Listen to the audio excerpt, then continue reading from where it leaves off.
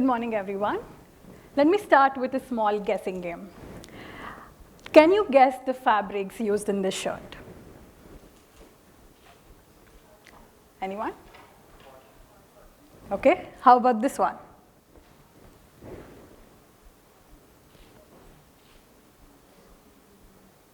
Let's see the next one.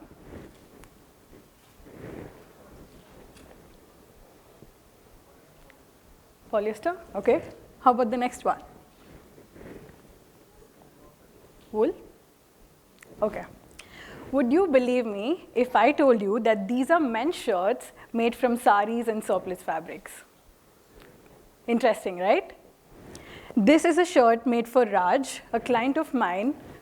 This is a shirt made for Raj, a client of mine that was upcycled from his mother's sari. It's a probably 60-year-old sari that his mother wore on his first birthday, and he wanted to wear that to surprise her on her 60th birthday. This is a shirt, this is a suit that we made for Veerdas. The details that you see on the collar and cuff is taken from a pashmina shawl that we sourced from a second-hand market in Bangalore. And this is a t-shirt from my latest collection, where you see the applique work on the back taken from my mother's sari, which is 8-year-old. And the last one is a shirt that's made from a carpet, which is upcycled from a carpet that was sourced from Udaipur, just because the fabric had some minute defects and it couldn't be sent to the market. You see, clothes aren't just clothes here. They hold emotions, they hold meaning, and they have a beautiful story. And that's exactly what I wanted to bring to menswear in India. I'm Sindhu Sridhar, a menswear designer, personal stylist, and founder of my brand, Sin Studio. I'm a bit nervous standing here today because it's the first time I'm speaking on a stage like this. But if you catch me stutter, miss a few words, make some mistakes, which is a very human thing to do, I hope you see it for what it is. A real person telling a real story that was mostly built in silence. At Sin Studio, I work with men who don't just want their clothes to look good. They want something that feels personal and something that has intention behind it. Over the years, this thought grew into something much bigger than I could ever imagine. We've been able to upcycle more than 3,000 sarees and surplus fabrics, created more than 4,500 custom outfits, and worked with more than 6,000 men across different cities and countries. We've also been able to work with local tailors, artisans, and masters, created limited collections, and shifted the perspective of wearing something secondhand to wearing something that's exclusive. In the process of doing all of this, I was able to create a niche in the market that did not exist before. And maybe even built a community of men that are slowly redefining fashion in India and how it's seen, where the perspective of men and their relationship with emotions, clothing, and identity. I was also able to change the narrative of this whole script. Now, having a good idea doesn't necessarily mean you can have a great business built around it. So the story I'm about to tell you is not about the highlights, but it's about the struggles that shaped me to become who I am today. So when I started building something like this, right, the questions began. Why should we listen to a woman about menswear? Why should we wear upcycled clothing when fast fashion is much easier and convenient? Why should we wear secondhand clothes in the first place? So beneath all these questions, I had something much bigger that I was chasing. So the question did not just begin because of the market. My relationship with clothing had begun much earlier on. I grew up with two sisters who had completely different sense of style. One was more inclined towards Western influences, but always matched her accessories and clothing. And from her, I understood that details make an outfit. The other chose comfort. Always true and authentic to herself, she wore interesting ethnic wear, but never left the house without clean or neatly pressed clothes. So from her, I learned that identity matters more than trends. Now, when it comes to me, I was good in academics, better at sports, but best in art and crafts. And eventually, that interest led me to start creating clothes of my own, from my mom's sarees and upcycled or discarded textiles around the house, just because I would find store-bought clothes boring to wear. I found immense joy in upcycling and creating pieces that would become conversational starters. So, in fact, I wanted people to ask me about my clothes only so I can tell them, hey, I made this, and it was made from upcycled clothes or upcycled garments. So with that passion or interest being so natural to me, I went on to study design in NIFT. I spent a semester in Milan, also interned with a menswear brand in New York. What I learned there absolutely fascinated me because I started seeing menswear differently. It was not just about the tailoring or the silhouettes. It was something that was much more psychological.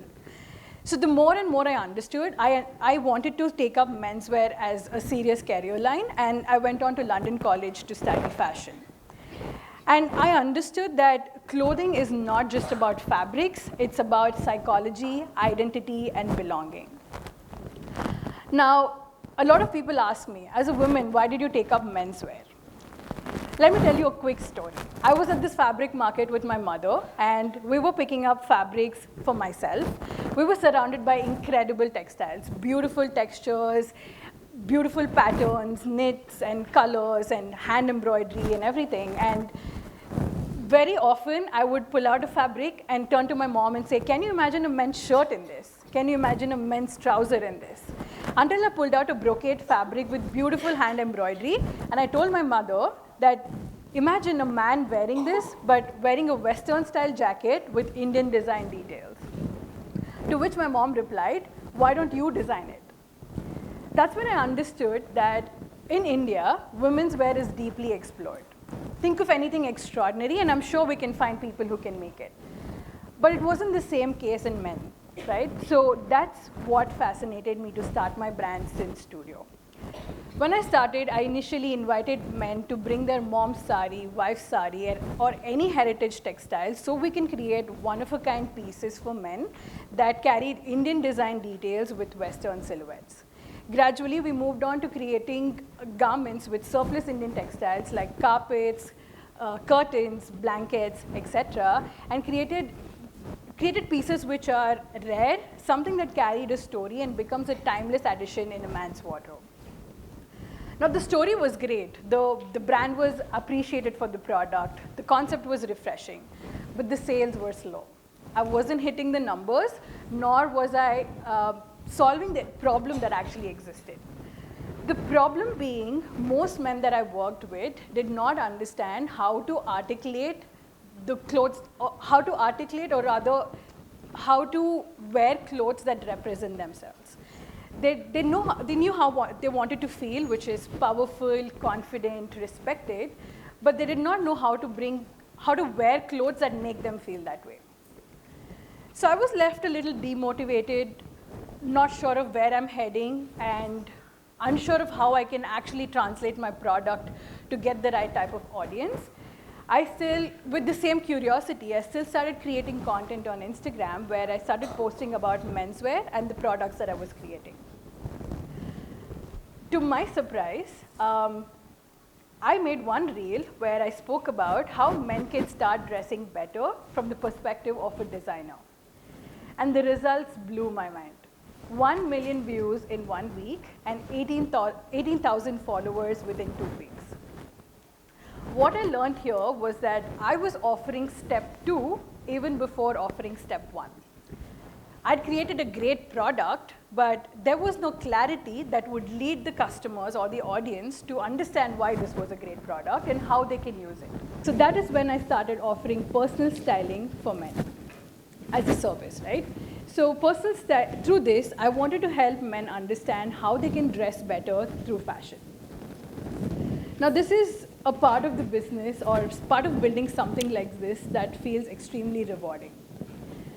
It beautifully connects to the type of shows I grew up watching. I would love watching shows that had to do with makeovers or transformations, where I would watch the beginning of these shows, understand who the contestant or the person is, what their real story is, why they're taking this transformation, and then skip through the entire center part of the episode to reach the end, only to see and be fascinated by how something could change their life, and to honestly see their face light up for how they saw their home transform or how they had a makeover and how they feel, right? So that was the feeling I was chasing.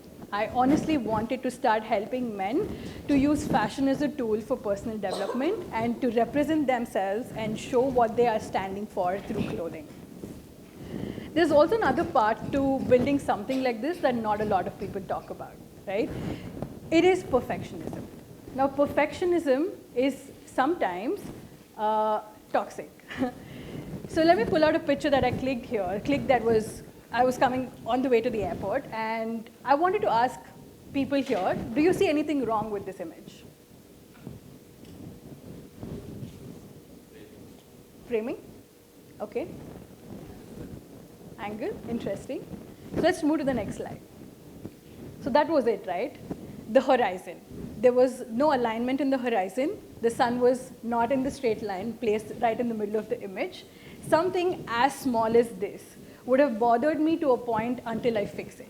Be it with images, be it with things in my studio, be it with the clothes that I create, be it with the content I create on Instagram.